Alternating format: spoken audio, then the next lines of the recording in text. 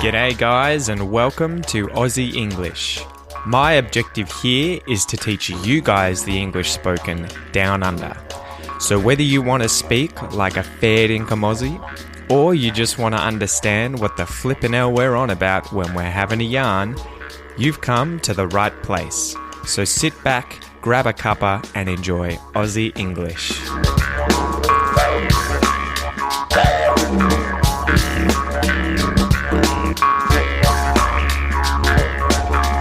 G'day guys, welcome to this episode of Aussie English. Today is yet another expression involving animals. I'm sure you're probably getting sick of this, guys, but at the moment I love these and I want to pump them out. I want to make as many of these episodes to help you guys as I can. And again, just to remind you, these are all phrases that I hear or that I use really often. So they're definitely the kinds of things that you are going to encounter, that you're going to come across when speaking English with native English speakers. And I might add that most, if not all of these phrases are used ubiquitously, so across English, American English, New Zealand English, Australian English. For the most part, these phrases are used by all of us. So they're not just specific Aussie English phrases. So today's phrase is, has a cat got your tongue? Has a cat got your tongue? So the phrase or expression or idiom, has a cat got your tongue, is said to someone when something's been said, something's been asked of that person, and they remain silent. So someone is silent, they're not talking when they're expected to be speaking.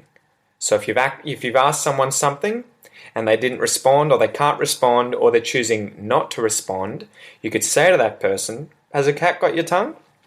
So let's go through and define a cat and tongue. A cat, it's an animal similar to a dog. It's a mammal. It's got fur. It's got a tail. It's got claws. It meows. Meow, meow, meow. That's a cat. It's a domestic animal. They catch mice and rats. They tend to hate dogs. They don't always get along with dogs, and they fight from time to time. And so that's a cat. The word tongue is the part of your mouth, inside of your mouth. It's the large muscle that you use to make sound, or that you use to change the sound when you speak in order to speak. So it's the little bit of muscle in between your teeth. You lick things with your tongue. That's a tongue. So when would you use the expression, has a cat got your tongue? You could do it when, say, you've asked someone a question that's difficult or not. Say I lost my father's watch. You know, it's a really, really expensive watch and I lost it. He asked if I knew where it was and I said nothing. I just stayed silent and looked at him, confused, like I didn't know what to say. You know, I could even just say, ugh. He could say to me, has a cat got your tongue? So it's sort of like, why aren't you talking? Tell me the answer. What's going on? Has a cat got your tongue? Another example could be, say, your mother is asking you as a boy, for example, who's been seeing a girl and she wants to know more information about this girl.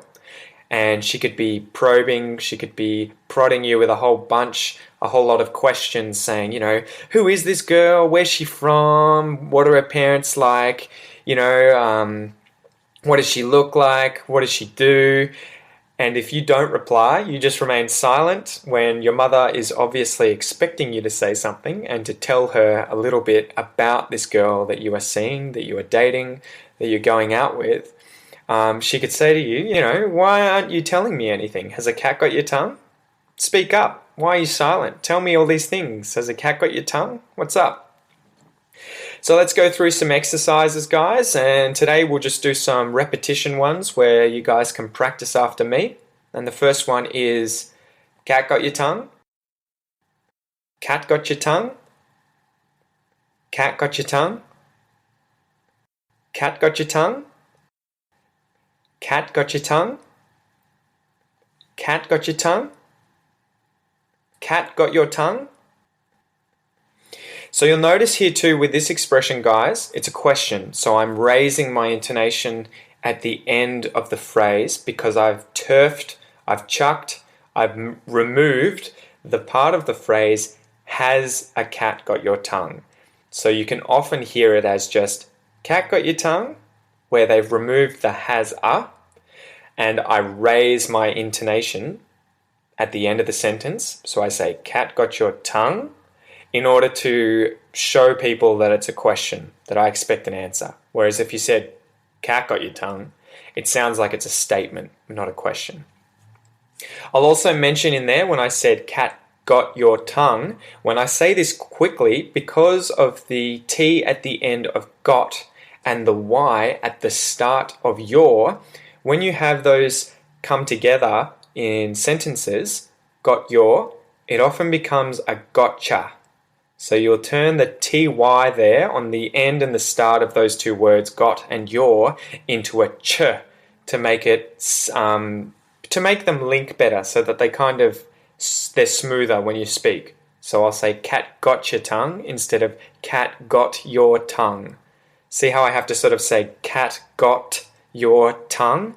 It's a lot easier when I speak quickly to just say cat got your tongue. Cat got your tongue. Cat got your tongue. Cat got your tongue. So that's the first exercise, guys.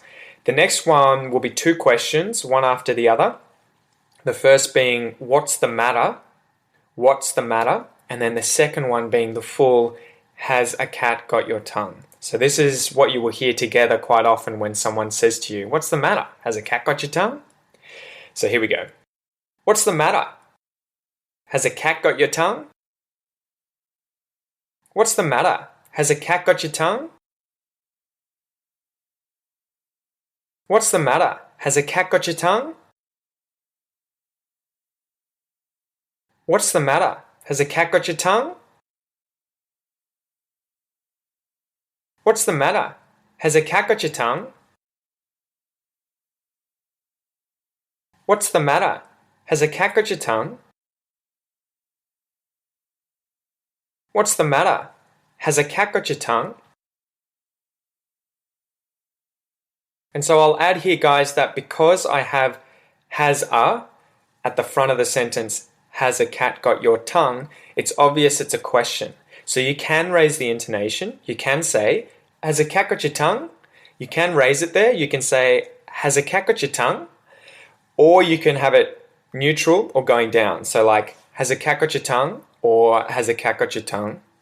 It doesn't matter because you've got the has are at the start. Whereas if you remove the has are and you're saying more of a statement that you want to be a question, there's no verb at the start of it to make it obvious that it's a question. You have to raise your intonation. Cat got your tongue?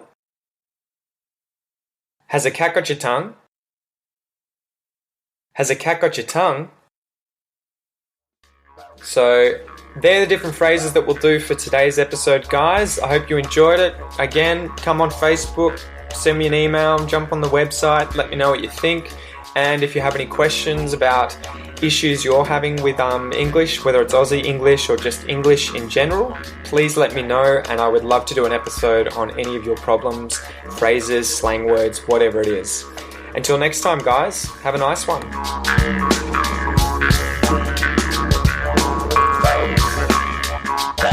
Thanks for listening to the Aussie English podcast, guys.